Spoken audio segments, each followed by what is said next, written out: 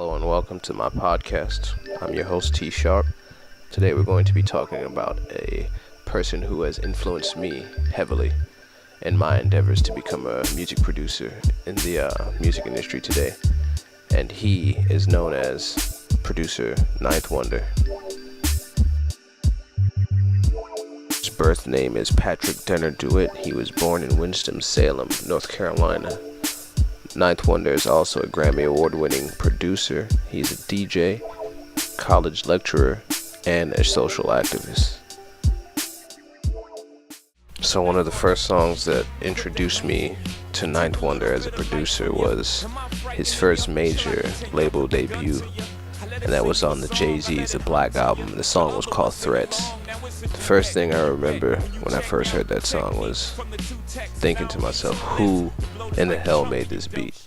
The beat was just that dope at the time when I was listening to it, and I was just thinking to myself, wow, this guy could really chop samples. His style is unlike anyone else's that you would hear in the industry. He basically cornerstoned what we would know as hip-hop today. So after working on Jay-Z's Black Album, Ninth went on to work with many other artists like Destiny's Child on their album Destiny Fulfilled. Ninth also won a Grammy with Mary J. Blige on her album, The Breakthrough.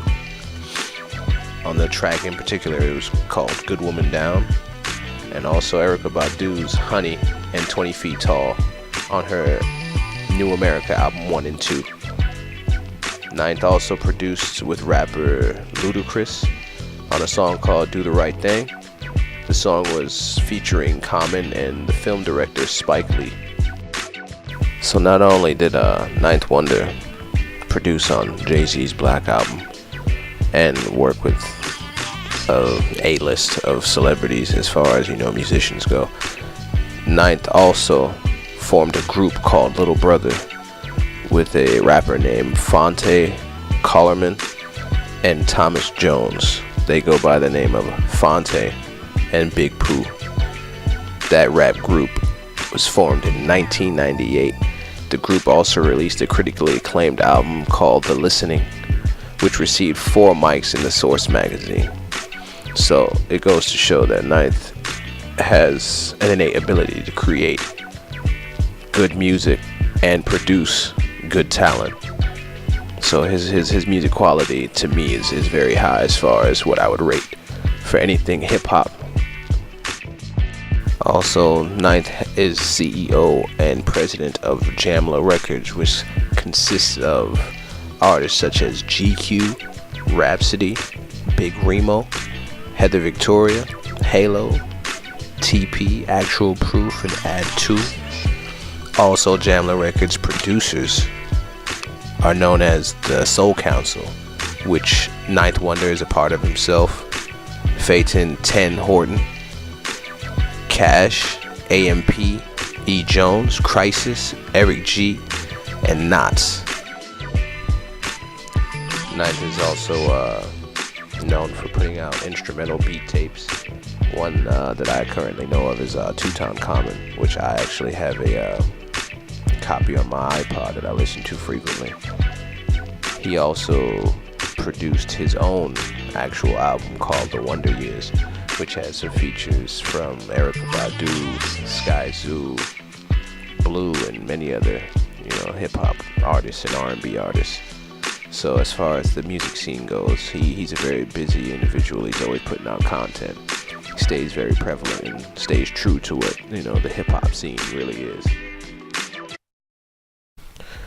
Another thing that makes Ninth Wonder a noteworthy individual as far as it comes to being in the music industry is that in the fall of 2006, Ninth Wonder was appointed artist in resident by the former North Carolina Central University Chancellor James Amons, who is actually now president for Florida and A&M.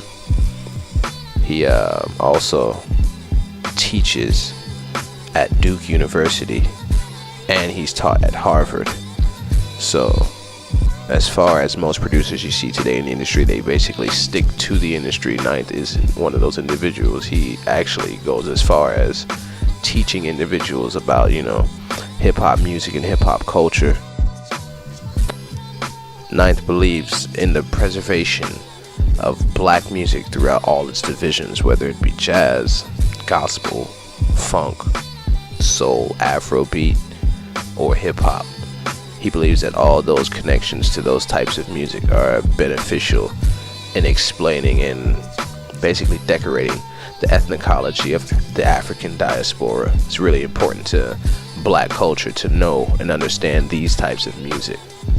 He was once a person that never thought that he would actually be working with artists like Jay-Z and all these big time other celebrity artists in the industry now, but his love for the music is one thing that basically drives him to create what he creates. He's been making music since 1982, since he was a little kid. He's been studying music theory and from middle school up into high school. He's a professor in colleges now. So overall, no challenge is big enough for him to say, I'm just gonna stop doing what I'm doing. His drive and determination alone is what inspires me to do what I currently do today, and to try to learn as much as possible about the process and production and what it takes to actually make music and make good music that will actually, sell, something that's viable to the market. So as far as being an influential individual to me, Ninth Wonder would be my choice.